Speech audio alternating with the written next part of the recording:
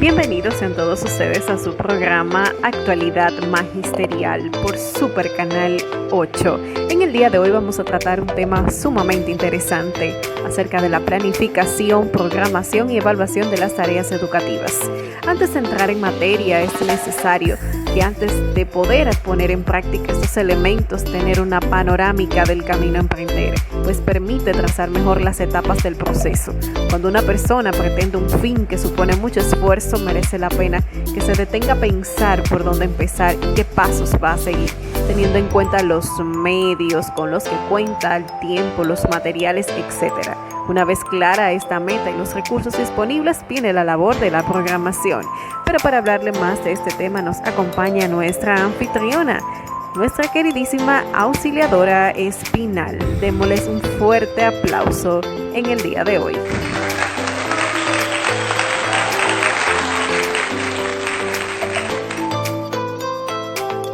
Muy buenas tardes, bienvenidos a su programa Actualidad Magisterial por el canal 8. En el día de hoy vamos a llevar un contenido muy interesante para cada uno de nosotros y hablo sobre la planificación, programación y evaluación de las tareas educativas. Yo soy auxiliadora Espinal y junto a mí estarán desarrollando este tema las licenciadas Juana Rodríguez, Mercedes Jiménez, Rogelina Martínez y Mayrení Osoria, quienes tienen experiencia en este tema tan interesante. Antes de desarrollar el tema con las licenciadas, vamos a hablar un poquito sobre lo que es la planificación. Y no es más que ese proceso que se realiza para identificar cuál es el objetivo, cuáles son los recursos con los que usted cuenta y cuál es el tiempo en el que usted va a desarrollar esa planificación o ese tema que usted va a desarrollar, ese tema que usted va a tratar. Y la programación, tenemos que hacer mención de ella porque algunas veces solemos confundir los términos de planificación y programación. La diferencia que existen entre estos dos términos es que la planificación, como bien dije, es cuando usted identifica el objetivo y usted cuenta con unos recursos. Y la programación es en el tiempo y la organización de las actividades que usted va a realizar cuando ya usted tiene ya todo montado. Entonces, algunas veces lo solemos confundir.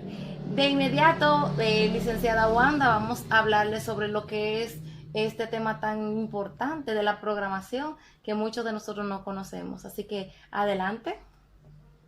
Gracias, Auxi. Realmente cuando hablamos de programación debemos de tomar en cuenta varios elementos.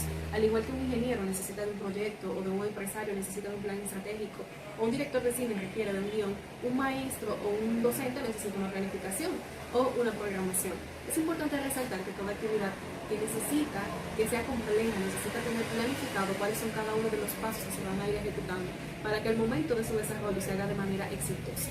La programación no arregla los problemas, sin embargo, la ausencia de esta ocasiona situaciones graves que no permiten que el maestro tenga una dirección específica de qué es lo que le va a enseñar a cada uno de sus estudiantes. Es importante tomar en cuenta que al momento de elaborar una programación se debe de por lo menos conocer de manera general lo que es el sistema educativo en el cual se está elaborando en ese momento. Lo primero que tenemos que tomar en cuenta, aparte de eso, es que la programación es general para todos los que trabajan bajo esos estatutos en ese estado. Luego viene lo que es el currículum, que es más flexible, pues debe de adaptarse a la población a la cual usted se está dirigiendo o al entorno en el cual usted está. Ahora bien, está la planificación docente o la planeación docente. Esta es más flexible aún, pues se debe de adaptar a cada uno de los estudiantes.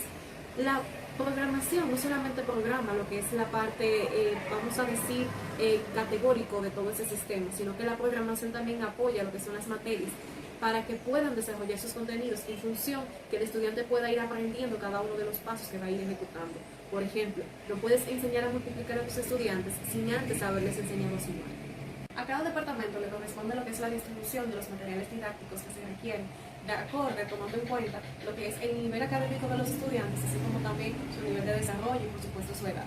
La programación debe de reflejar lo que son los contenidos, las actividades y los métodos de evaluación. En la actitud del maestro podemos identificar dos grandes fallos que suelen cometer. El primero es adaptarse o apegarse estrictamente a lo que son los programas que vienen externamente, llámese libros de textos o cualquier otro tipo de programas. Al hacerlo, sus clases se convierten en rutinarias. Y el segundo gran error que cometen los maestros es que en ocasiones tienden a simplemente no adaptarse a ningún programa y a no llevar una planificación, lo que los lleva a lo que llamamos popularmente que el que no sabe para dónde va, pues simplemente ya llegó.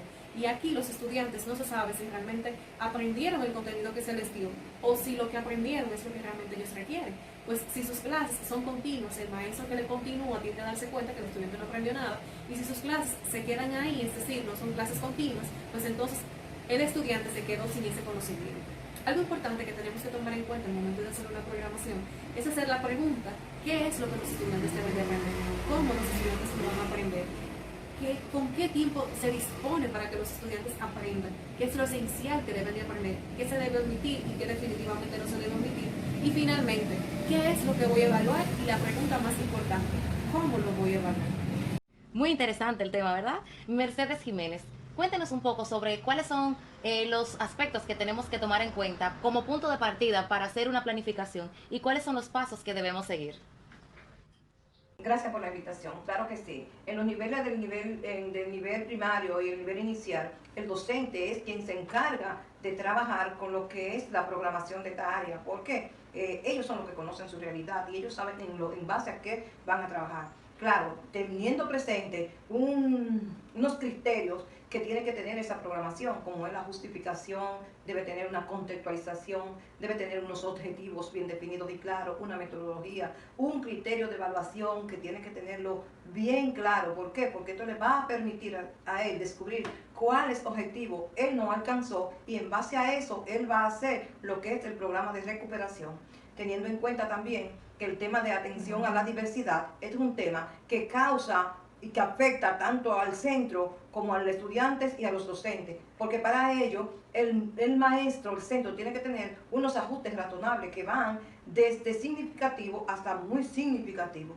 También tienen que tener una unidad didáctica y esta unidad didáctica debe tener definido lo que es la unidad, debe tener una justificación, debe establecer unos criterios de evaluación, debe formular unos objetivos, debe definir el contexto donde vas a trabajar, debe seleccionar los contenidos que vas a trabajar, debe tener una temporalización para la tarea, debe establecer criterios de evaluación, debe establecer también unos criterios y un programa de recuperación. Muy importante aporte el que usted acaba de hacer. Gracias.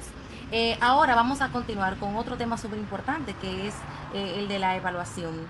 Me gustaría saber cuáles instrumentos o técnicas se deben de tomar en consideración a la hora de hacer una muy buena evaluación. Me gustaría que la Magíster Rogelina, ella es docente y nos puede ayudar en esta parte. Así que Rogelina, por favor, ayúdanos con esta pregunta. Saludos, un gusto acompañarte a ti en tu programa y a todo tu público televidente y presente. Bien, haces una pregunta importante porque cuando nos referimos a las técnicas e instrumentos de evaluación, entre las técnicas podemos nombrar entrevista, observación y prueba de ejecución. Pero para que las técnicas puedan funcionar, deben de ir acompañadas de varios instrumentos de evaluación, lo que te puedo mencionar: lista de cotejo, rúbrica, escala de estimación, registro anecdótico, debates, entre otros. Este proceso de técnicas e instrumentos de evaluación se hace para tener una evaluación inicial, continua y final. ¿Esto con qué? Con el fin de tener una evaluación diagnóstica, formativa y sumativa. Pero con ello poder contar con una evaluación interna, una evaluación externa y una evaluación externa al centro educativo. Esta es la mancuerna que se da para este proceso de evaluación.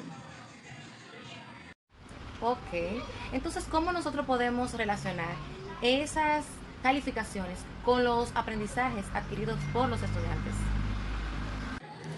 Cuando nos referimos a calificar y a evaluar es una vertiente importante, ya que los estudiantes prefieren calificar antes que aprender. Pero tanto los docentes como superiores debemos de tratar de establecer esta relación, porque es importante que, aunque sabemos que la calificación y la evaluación van de la mano, porque cuando se califica es que se tiene un estatus de si se promueve o no, pero hay que concienciar al estudiante a que debe de aprender y que con sus aprendizajes logrados es que entonces va a lograr promover o no, que es donde entra la calificación, que ya se da de forma cuantitativa. Muchas gracias.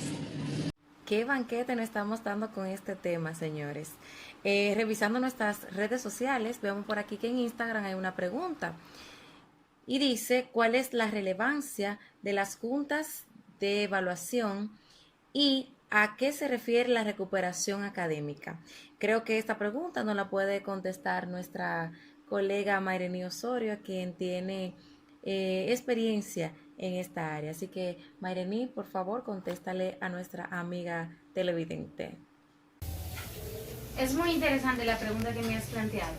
La relevancia de la Junta de Evaluación radica en que ésta permite socializar los resultados que han tenido los niños en todo lo que ha sido el proceso de enseñanza-aprendizaje. Igualmente, permite que el padre conozca cuál ha sido el nivel de desarrollo que estos han alcanzado en lo que tiene que ver con las aptitudes académicas. En este sentido, el padre tendrá la opción de tomar decisiones en función a cómo ha sido ese proceso. Cuando me refiero a tomar decisión, es si el niño requerirá o no un apoyo externo al centro educativo, para hacerlo sin lugar a duda a tiempo. La otra pregunta que me has planteado también es un tanto interesante y a veces mal entendida.